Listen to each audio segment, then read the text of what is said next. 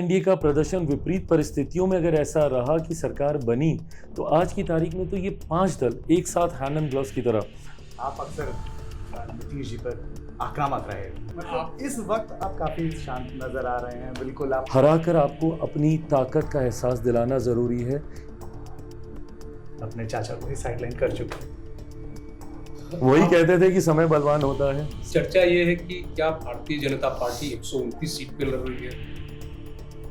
चिराग पासवान बिहार के मुख्यमंत्री बनना चाहते हैं। 2030 में जरूर टारगेट करूंगा। महागठबंधन, भानुमति का ऐसा कुनबा जो कि बनने से पहले ही धराशायी हो चुका है। तेजस्वी यादव, जो गठबंधन को नहीं संजो के रख सके, वो बिहार को कतई नहीं संजो के रख सकता। सिर्फ अगर कांग्रेस की बात की जाए तो राहुल जी कहाँ है? इतनी मेहनत की, खिचड़ी बस पक गई थी, उसी में आपने पानी फेर दिया। नमस्कार, मैं हूं केशव और आप देख रहे हैं प्रभात खबर का डिजिटल प्लेटफॉर्म। चिराग पासवान वो शख्सियत जो बिहार की राजनीति में अपने अलग राजनीति के लिए जानी जाती है। लोग इन्हें कई तरीके से जानते हैं, लेकिन आज मेरे साथ चिराग पासवान हैं। मैं उनसे बात करूंगा और कई सारे विषय पर बात करूंगा। चिराग, आज सबसे पहले तो आपको बधाई, क्योंकि आपने 29 सीटों पर बार्गेन की है और कहा जाता है कि चिराग पासवान काफी चीजों को मनवाने में काफी सफल हुए हैं। मैं ये बधाई आपसे लेना चाहूंगा जिस दिन मैं 29 सीटें विधानसभा की जीत के लाऊं। मेरी लड़ाई विद इन द अलायंस ज़्यादा सीटें जीतने की नहीं है, और ये होनी भी नहीं चाहिए कि आपको गठबंधन के भीतर आपको कितनी सीटें, गठबंधन के भीतर सीटें जीत के आप क्या ही आप कर लीजिएगा। इवेंचुअली उन सीटों को आप विधायकों में कितना परिवर्तित कर सकते हैं, ये मायने रखेगा। सो मैं 14 नवंबर को आपसे बधाई लूंगा जब आप बोलेंगे कि आप 29 की 29 सीटें जीते। 100% स्ट्राइक रेट रहा। बट जहां तक रही बात बार्गेन करने की, ये मुझे लगता है कि ये बहुत परसेप्शन ये स्ट्रांग हुआ है कि मैंने अपनी नाराजगी दिखाकर अलग अलग तरीके से हार्ड बार्गेन कर नेगोशिएट कर मैं 29 सीटें लेकर आया। बट मैं ऑनेस्टली बोलता हूँ भाई, मेरे लिए ये बहुत बड़ी बात है, क्योंकि मैं राजनीति का विद्यार्थी रहा हूँ, स्टूडेंट ऑफ पॉलिटिक्स होने के नाते मैंने आज तक कभी गठबंधन राजनीति में नहीं देखा कि किसी एक सांसद वाली पार्टी को 5 सीटें दे दी गई हो चुनाव लड़ने के लिए। मैंने हमेशा ये देखा कि 9 वाले को 7, 8 वाले को 5, 5 को 3, 3 को 2, और फिर बोल दिया जाता है कि आप पार्टी मर्ज कर लीजिए। बट ये गठबंधन का ये विश्वास, मेरे प्रधानमंत्री का ये विश्वास मुझ पे होना कि एक सांसद वाली पार्टी 5 सीटें जीत सकती है, ये बहुत बड़ी बात है। 0 विधायक वाली पार्टी को, जो मेरा एक विधायक जीता भी था, वो भी जनता दल यूनाइटेड में चले गए, तो 0 विधायक वाली पार्टी को 29 सीटें दे दी जाती हैं चुनाव लड़ने के लिए, ये बहुत बड़ी बात है। अगर इसके बाद भी अगर मैं नाराज हूं तो मुझसे बड़ा नाशुक्रा और कोई नहीं होगा। तो ऐसे में मेरे प्रधानमंत्री का ये विश्वास मुझ पे होना कि मैंने 5 की 5 लोकसभा में जीत के भी दी, 29 की 29 भी जीत के दूं, इस लक्ष्य के साथ मैं आगे बढ़ रहा हूं। बट आई थिंक फॉर्मूला बहुत इजी था, कोई इसमें हार्ड बार्गेन करने की जरूरत नहीं पड़ी in terms of number of seats, because ये मैं खुद ही डे वन से बहुत क्लियर था कि 100 से नीचे मेरे प्रधानमंत्री की पार्टी चुनाव लड़े, ये मुझे ही कबूल नहीं था। वो भी खास तौर पे तब जब सामने गठबंधन में 100 सवा 100 से ज्यादा, और अब तो आई थिंक जब सूची आई है तो राजद आई थिंक 143 सीटों पे चुनाव लड़ रही है। तो ऐसे में मेरे प्रधानमंत्री की पार्टी 100 से नीचे सीटों पे चुनाव लड़े, ये मुझे ही स्वीकार नहीं था। तो जब भाजपा 100 पे लड़ती तो स्वाभाविक है कि जनता दल यूनाइटेड भी 101, 102, उस वक्त हम लोग मान रहे थे कि ज्यादा पे लड़ेगी। तो जब ये संख्या आती तो हम लोग के पास बचती कितनी, 40-42 के करीब। तो उस वक्त मैंने ये सुझाव दिया था गठबंधन के भीतर कि एक फॉर्मूला रखते हैं, 1 लोकसभा पे 6 विधानसभा हम लोग बांधते हैं, और उसके हिसाब से हम सब पे, उसमें मेरे 1 सीट का नुकसान हुआ है, 6-5 30 होता है, मुझे 30 नहीं 29 मिली। बट मैं ये मानता हूँ कि आज से ठीक 20 साल पहले मेरे पिता ने 29 सीटें जीतकर 29 विधायक बनाने का कार्य किया था। 20 साल के बाद एक बार फिर से पार्टी के पास ये मौका है 29 के 29 विधायक बनाने का, तो मैं इसको कहीं ना कहीं एक शुभ संकेत मानता हूँ, मेरे पिता का आशीर्वाद मानता हूँ। 2020 में आप जेडीयू के अगेंस्ट थे, मतलब जेडीयू के खिलाफ एक आपका उम्मीदवार भी था या आपने कैंपेन भी किया। इस बार पहली बार आप जेडीयू के साथ लड़ रहे हैं जी, कैसा आपको फील लग रहा है? बिल्कुल सही कहा आपने। जब से मेरी पार्टी बनी है सन 2000 से लेके अभी तक पहली बार है कि हम लोग जनता दल यूनाइटेड के साथ मुख्यमंत्री नीतीश कुमार जी को मुख्यमंत्री बनाने के लिए हम लोग ये चुनाव लड़ रहे हैं। लोकसभा का जरूर हम लोगों ने साथ में लड़ा, 2019 का चुनाव हम लोगों ने साथ में लड़ा, 2024 का चुनाव हम लोगों ने साथ में लड़ा। बट 2000 में मेरी पार्टी बनी थी, 2005 का चुनाव मेरे पिता ने अकेले लड़ा, फरवरी नवंबर दोनों। 2010 में हम लोग राजद के साथ थे, मुख्यमंत्री जी की पार्टी भाजपा के साथ थी, 15 में हम लोग भाजपा के साथ आ गए, मुख्यमंत्री जी की पार्टी राजद के साथ चली गई और 20 में मैंने अकेले चुनाव लड़ा। तो पहली बार है कि हम लोग जनता दल यूनाइटेड के साथ विधानसभा का हम लोग चुनाव लड़ रहे हैं और इसीलिए मैं मानता हूं कि ये ताकत कई गुना बड़ी है। When I call this a winning combination is the reason why, because ये 5 दलों का कॉम्बिनेशन, पिछले विधानसभा में उपेंद्र जी भी हम लोग के साथ नहीं थे, मैं अकेले में चुनाव लड़ रहा था। तब अगर एनडीए का प्रदर्शन विपरीत परिस्थितियों में अगर ऐसा रहा कि सरकार बनी, तो आज की तारीख में तो ये 5 दल एक साथ हैंड एंड ग्लव्स की तरह हम लोग कार्य करने का हम लोग काम कर रहे हैं। इसीलिए मैं मानता हूं कि इस बार एक ऐतिहासिक जीत की ओर हम लोग अग्रसर होंगे। हमारी स्ट्रेंथ तो बड़ी है, पर महागठबंधन जिस तरीके से कोलैप्स हो रहा है वो भी हमें कई सीटों पे वॉक ओवर देगा, जो संभवतः मुश्किल होती। बिल्कुल, लेकिन आप अक्सर नीतीश जी पर आक्रामक रहे। मैंने पिछली बार भी आपको देखा, काफी ज्यादा आक्रामक थे, लेकिन thank you for reminding all this. चुनाव की दहलीज में ये सारी बातें करना बट प्लीज पूछे। मतलब इस वक्त अभी क्या है कि मतलब आप काफी शांत नजर आ रहे हैं, बिल्कुल आप माइल्ड नजर आ रहे हैं और कुछ उनको लेकर आपका कोई सवाल नहीं है इस वक्त। देखिए 2020 में बताता हूँ मैंने क्यों चुनाव अकेले, क्या थी, मैं दरअसल जानना चाह रहा हूँ। नाराजगी, चिंताएं, जो भी टर्मिनोलॉजी इस्तेमाल करना चाहें, क्योंकि 2020 में मेरी चिंता ये थी कि मुझे गठबंधन में कॉर्नर किया जा रहा था और स्वाभाविक भी है क्योंकि उस वक्त मेरे पिता का निधन हुआ था। यही दौर था, यही समय था, राइट ड्यूरिंग द इलेक्शंस, पहले चरण का नामांकन चल रहा था and I lost my father exactly during that time. 8 अक्टूबर को उनका निधन हुआ था। ऐसे में उस वक्त तक, और ये मैं 2020 की बात कर रहा हूँ, लोक जनशक्ति पार्टी के सर्वस्व सिर्फ और सिर्फ मेरे पिता आदरणीय रामविलास पासवान जी थे। पार्टी की पहचान वो थे, पार्टी का आकर्षण का केंद्र वो थे, सिर्फ उनकी वजह से पार्टी की पहचान थी। उनके जाने के बाद, और शायद मैं भी भाजपा या जदयू की जगह होता, मैं भी ये मानता कि चिराग एक नया चेहरा है, ये क्या ही कर लेगा, इसके पास कोई ताकत नहीं है, इसकी कोई लोकप्रियता नहीं है, इसका कोई आधार नहीं है, इसका कोई जनाधार नहीं है। ये स्वाभाविक है किसी के लिए भी मानना, और गठबंधन में ये स्वीकार किया गया कि मेरे पास कोई ऐसी ताकत नहीं है और इसलिए मुझे कॉर्नर किया गया। मुझे बहुत सीमित सीटें दी गई थी, मैक्सिमम मैं बहुत खींचता तो 15 तक मैं जाता, उससे ज़्यादा मुझे सीटें नहीं दी जा रही थी और ये मुझे कबूल नहीं था।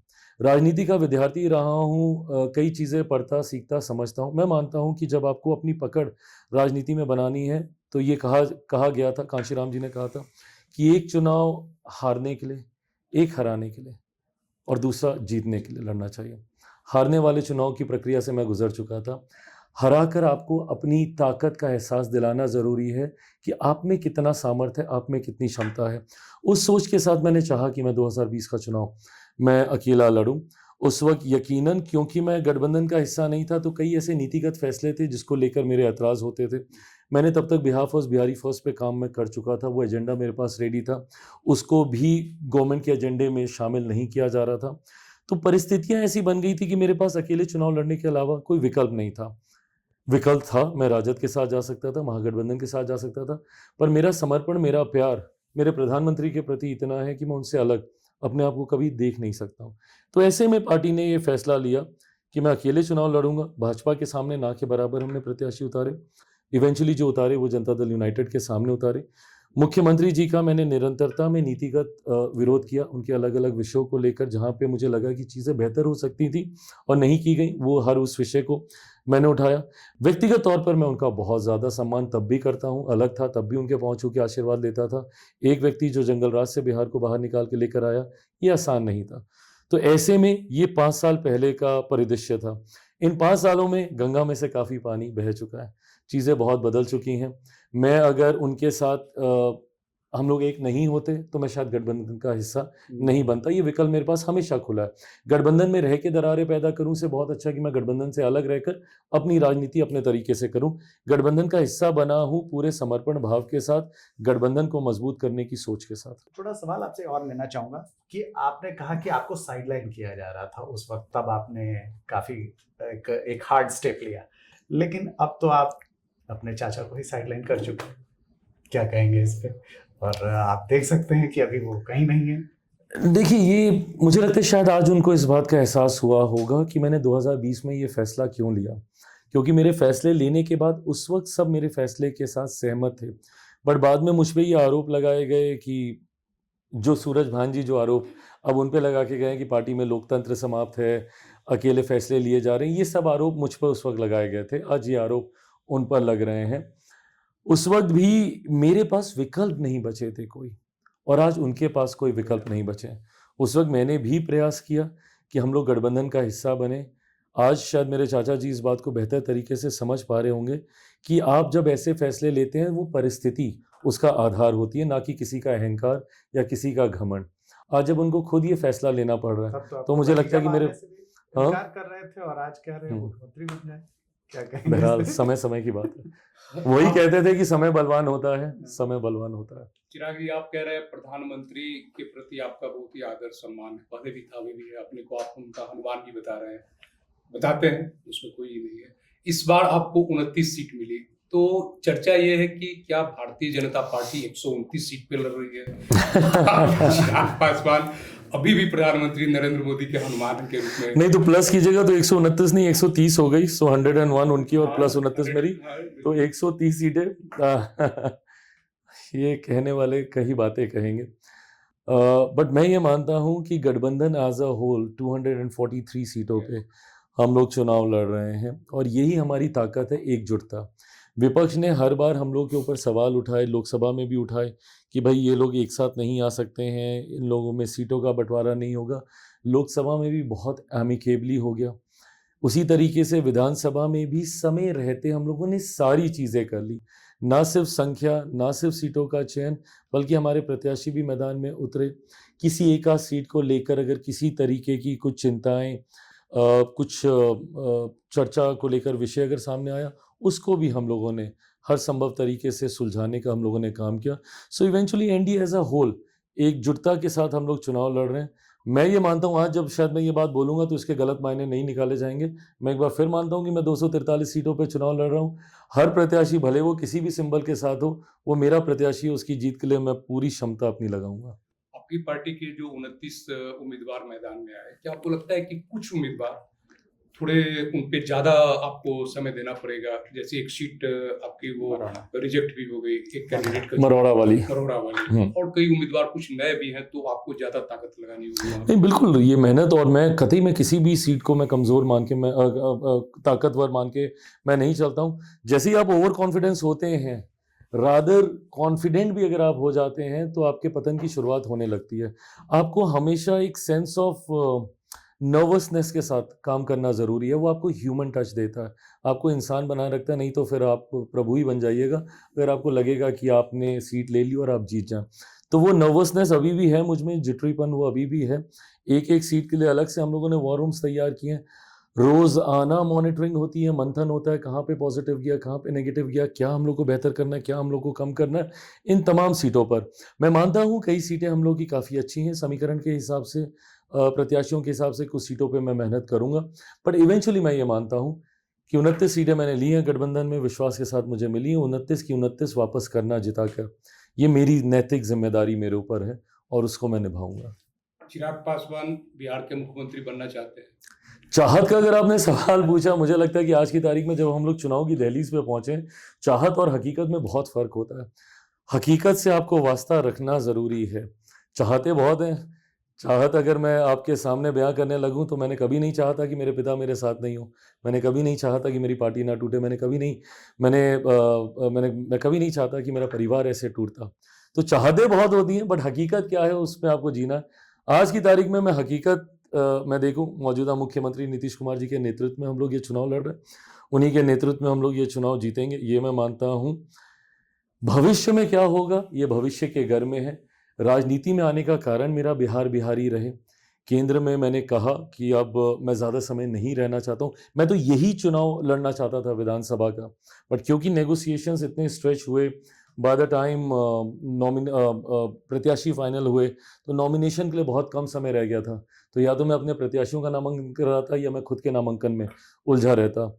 बट हाँ, 2030 में ज़रूर टारगेट करूंगा। अब क्या आपको अगर सीट मिलती तो आप कौन सा सीट पसंद करते हैं? आप कहाँ के उम्मीदवार होते, किस सीट से? मैंने एक्चुअली इसके ऊपर चर्चा ही नहीं की, मेरी पार्टी ने ज़रूर की हुई है। ये शायद अगर आप मेरे प्रभारी अरुण भारती जी से पूछेंगे तो वो आपको कई विकल्प आपको देंगे।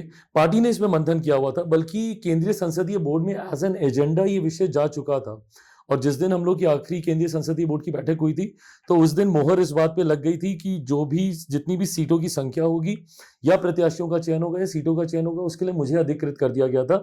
सिर्फ ये एजेंडा पार्लियामेंट्री बोर्ड ने होल्ड कर लिया था कि जब राष्ट्रीय अध्यक्ष चुनाव की बात आएगी तो ये विषय वापस सेंट्रल पार्लियामेंट्री बोर्ड में आएगा, पर वो समय बचा ही नहीं कि पार्लियामेंट्री बोर्ड में हम लोग वापस जाएं। सर आगे मैं ये चाहूँगा कि अभी कुछ आपसे चाहूँगा कि थोड़े थोड़े शॉर्ट में आप रिएक्शन दें। ये बहुत मुश्किल काम है मेरे लिए। पूछे भाई। पहला तो महागठबंधन, क्या कहेंगे इस पर? महागठबंधन इस वक्त शॉर्ट में। भानुमति का ऐसा कुनबा जो कि बनने से पहले ही धराशायी हो चुका है। तेजस्वी यादव, तेजस्वी नेता प्रतिपक्ष की भूमिका में है, बट जो नेतृत्वकर्ता की क्षमता होनी चाहिए, जो गठबंधन को नहीं संजो के रख सके, वो बिहार को कतई नहीं संजो के रख सकता। पप्पू यादव, हाँ, इंटरेस्टिंग। उनके साथ मेरे खट्टे मीठे खूब रिश्ते चले हैं। उनका रिश्ता मेरी पार्टी से भी रहा है, क्योंकि उनकी धर्मपत्नी 2004 में हमारी पार्टी की सांसद रही हैं, तो ऐसे में वो रिश्ता भी रहा है। कई बार उन्होंने मुझे भी सीएम के तौर पे अपनी पसंद बताया है, और उतनी ही नाराज़गी समय समय पर मुझसे जताई भी है उन्होंने। तो ये खट्टा मीठा रिश्ता है हम दोनों का। और पूरी कांग्रेस को अगर ली जाए तो, सिर्फ अगर कांग्रेस की बात की जाए तो, इसे लेकर फर्स्ट रिएक्शन। आई थिंक पहली बात तो राहुल जी कहाँ है, वेयर इज ही नाउ? वो आए एसआर को लेकर, उन्होंने इतना हो हल्ला मचाया, सब किया, इतनी मेहनत की, बट लास्ट में जब उस मेहनत का लाभ लेने का समय आया तो ही वैनिश्ड। मतलब अगर मेरी जानकारी और याददाश्त सही है तो आई थिंक जनवरी से वो बिहार आ रहे हैं, जा रहे हैं, 15-20 दिन ऑन अ स्ट्रेच यहाँ पे लगा के चले गए पूरा एसआईआर हाँ, का कैंपेन पर जब नेगोशिएशन में एक मैच्योरिटी की जरूरत थी, आप उसमें आप गायब हो गए, आप विदेश चले गए। आप उसी मतलब वो जो लास्ट में जो खिचड़ी बस पक गई थी, उसी में आपने पानी फेर दिया। और अभी जो बंटवारा हुआ उसे आप क्या कहेंगे? हुआ ही कहाँ? मुझे तो यही नहीं पता चला कि मुझे अभी तक नहीं पता है कि इवेंचुअली किसके खाते में कितनी सीटें गई। और जब आप when you talk about friendly fight, there is nothing called as friendly fight. Either you are friends or you are fighting with each other. दोस्ताना संघर्ष राजनीति में कतई नहीं होता। प्रशांत किशोर, अब मैं पुनः मित्र कुछ भी कहूंगा तो उसके बहुत मायने निकाले जाते हैं, बट हाँ, भी करते रहे, वो आपकी बहुत तारीफ कर रहे हैं। हाँ नहीं, बट अच्छी बात है क्योंकि उनसे वो परिचय रहा है। मैं ऐसा नहीं कहूँगा कि वो ऐसे हैं जिनसे मेरी रोज़ दिन में 10 बार फ़ोन पे बात होती हो या व्हाट्सएप एक्सचेंज होते हो, बट हम लोग मिले, चर्चा होती है हम लोग की। बट आखिरी टाइम ये कब हुई थी मुझे भी नहीं याद, उन्हें भी नहीं याद होगा, 7-8 महीने पहले। बट वो एक अपना प्रयास कर रहे हैं राजनीति में, हम लोग अपने प्रयास के साथ लगे हैं, वो उतनी सोच के साथ। और मैं मानता हूँ लोकतंत्र की यही खूबसूरती है कि जितने विकल्प हों जनता के सामने चुनने के लिए, लोकतंत्र उतना सशक्त, उतना मजबूत होता है। अंत में जाते जाते एक सवाल पूछ लेते हैं। आपके बड़े भाई जो हैं तेजस्वी यादव, वो हमेशा छोटे हैं, वो चिंता करते हैं अपने बड़े वो आपकी भाई। चिंता काफी करते हैं। वो कहते हैं आप शादी कब कर रहे हैं? I knew where you are heading towards. मुझे पता था कि ये सवाल किस दिशा में जा रहा है। बिल्कुल। बहरहाल ये सवाल उनसे एक सार्वजनिक मंच पर भी मुझे लगता है मेरे किसी पत्रकार साथी ने पूछा था, और उन्होंने यही जवाब दिया था कि उन्हें शादी करनी चाहिए। और छूटते ही उनके बगल में राहुल जी मौजूद थे और उन्होंने माइक लेके बोला था कि ये क्वेश्चन तो मुझ पे भी इम्प्लाई करता है।